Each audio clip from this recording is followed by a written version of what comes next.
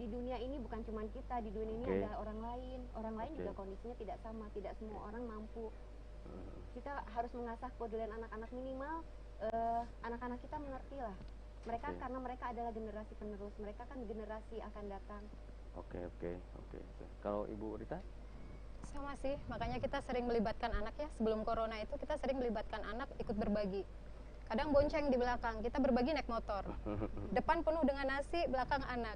Jadi kadang anak pegang ya, berbagi. Jadi kita yang naik motor, anak yang bagiin, bapak nasi, bapak. Jadi dari situ akhirnya ketika kita jalan, pas bukan kegiatan berbagi, anak-anak tuh langsung sensitif. Ibu itu kasihan, gitu melihat di jalan. Ibu itu kakinya nggak ada, kasihan. Ya. Iya, jadi menularkannya seperti itu.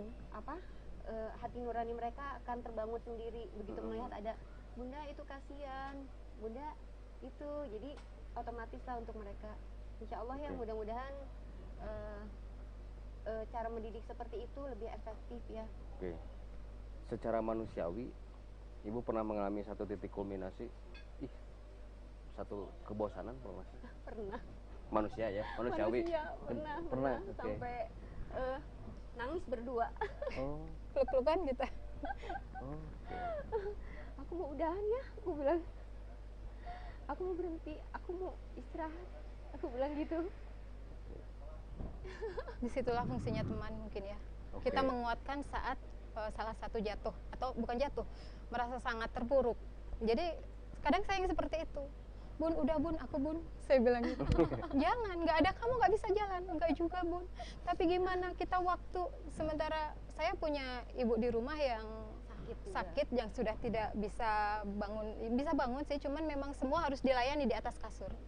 Jadi ketika berkegiatan pun, maaf ya jam 4 saya harus pulang, harus mandiin, harus ini. Jadi di situ kadang pas kejadian itu saya mengalami titik kulminasi itu. Sampai 3 bulan saya off, benar-benar saya off. Saya izin bun, maaf 3 bulan saya, ya belum 3 bulan waktu itu, pokoknya saya fokus dulu ke ibu saya yang sedang sakit di rumah sakit waktu itu, awal-awal corona. Nah di situ sempat saya drop banget. Tapi alhamdulillah teman-teman pada datang, kasih support terus, ayo. Dia tidak bisa jalan, kita yang ke rumahnya, kita support. Iya, datang ke rumah. Cara bangkit dari keterpurukan itu, Ibu sendiri gimana? Karena kembali melihat banyak yang membutuhkan. Itu dia. Kamu melihat karena banyak membutuhkan, akhirnya kembali tergugah. Kembali tergugah. Kalau Ibu mau tidak mau. Iya sama. Jadi kondisi waktu itu saya di rumah sakit ngurusin ibu, ditelepon. Ini ada pasien kita yang meninggal, butuh ambulan. Jadi koordinasi, saya ngurusin ibu saya yang mau keluar dan saya harus nelpon ambulan. Ini gimana caranya dapat ambulan gratis dikirim ke Garut. Jadi kesana kesini, Bismillah ya Allah, ini memang jalan saya di sini. Saya memang dibutuhkan di rumah sakit, tapi mungkin pemikiran saya atau hubungan-hubungan teman-teman saya membutuhkan juga. Bismillah. Dari situ saya nggak boleh berhenti. Saya bilang, saya nggak boleh berhenti karena mungkin Allah memang tunjukkan disinilah jalan saya bilang gitu aja. Jadi alhamdulillah, dan teman-teman ya udah, ini gimana yang di lokasi, ada tenang, ada saya Maput, saya dipanggilnya Maput kalau karena anak saya Putri, jadi tenang Maput, udah jalan. Jadi saya koordinasi baik pun teman-teman yang jalan di lapangan itu. Alhamdulillah teman-teman sih. Ketika malam minggunya berbenturan seperti itu gimana? Udah terbiasa. Seperti itu jadinya. Jadi malam minggunya dilewati dengan melayani. Iya, bahkan pernah malam minggu kita masih di UGD sampai jam 12 malam. Oh ya? Cari ruangan. Belum dapat ruangan karena pasien waktu itu pasien BPJS dan ruangan penuh nunggu. Keluarnya jam berapa? Wah nggak tahu. Ya udah kita tunggu sampai akhirnya ya bareng, kita kelaparan bareng di situ, kita ini bareng di situ. Ya, anak-anak di rumah ditelepon, gitu kan? Ibu pulang jam berapa? Ya, nggak bisa tidur kalau nggak ada ibu. Ya udah sabar dulu ya, sebentar lagi. Ya seperti itu sih sering kita. Oke. Alhamdulillah. Jadi dilewati malam minggu sekarang lebih banyak dengan bersentuhan dengan para yang membutuhkan, humanity. Jadi tapi itu kalau urgent aja Mas. Kalau enggak kita sebisa mungkin weekend itu bersama keluarga. Jalan-jalan. Sekarang enggak ya, keluarga di rumah saja. Paling bunda kok lama, bunda pulang jam berapa, yang kayak gitu-gitu. Udah pasti dipastikan yang kayak gitu. Yang kecil ya Bun. Kalau yang gede sih alhamdulillah udah paham. Itu pernah lupa masak dong. atau tidak masak sama sekali? Jadi sebelum pergi saya siapin dulu. Jadi ini buat makan pagi, siang sampai malam udah ada, udah ready.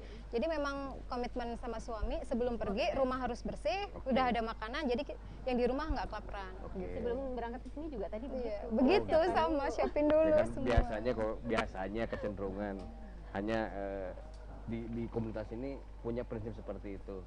Oke. Lalu ini Bu, pesan buat perempuan tangguh yang lain dari komunitas ibu-ibu berbagi itu harus seperti apa mereka biar bisa struggle berdiri tidak cengeng itu apa, ada kiat-kiatnya Bu? Untuk komunitas lain, Komunitas lain buat Wanita perempuan tangguh lain. wanita tangguh lainnya mencontoh seperti Khadijah istri Rasulullah, seperti Amin. Aisyah. Amin. Aduh. Walaupun kita jauh bukan seperti mereka, tapi mereka adalah wanita-wanita yang harus jadi teladan bagi kita ya, penuh semangat. Mereka juga pengusaha, artinya bukan hanya ibu-ibu rumah tangga yang diam di rumah, mereka juga berjuang di luar.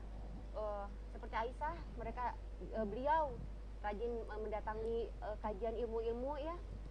Kita juga tidak boleh menyerah, harus terus mencari ilmu, karena mencari ilmu juga adalah jalan jihad.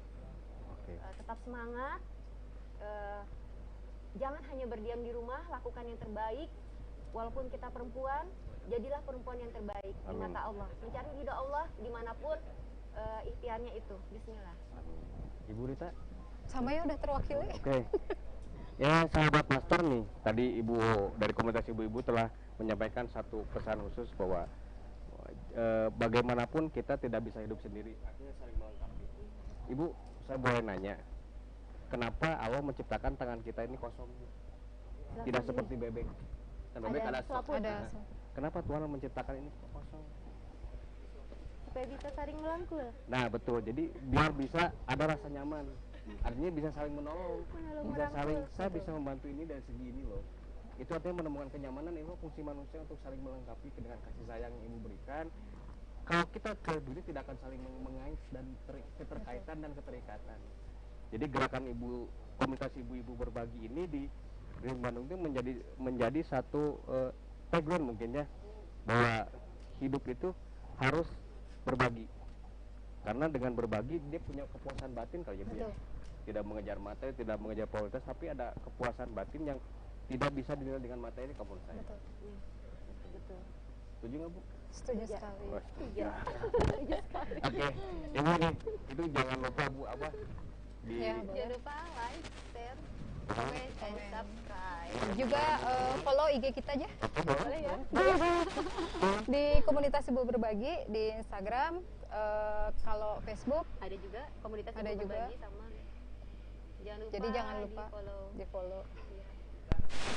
Kalau ingin tahu kegiatan-kegiatan kita. kami. Di situ. Kompak.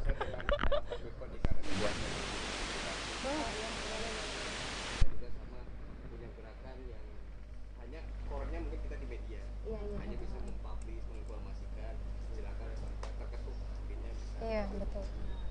Bisa bersinergi juga. Master tidak merasa nih waktu sudah di penghujung waktu, jujur saja saya tertarik dengan gerakan ini karena tidak semua perempuan bisa bergerak untuk menggerakkan orang lain. Itu yang sebenarnya.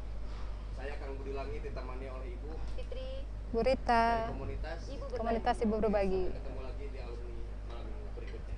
Assalamualaikum.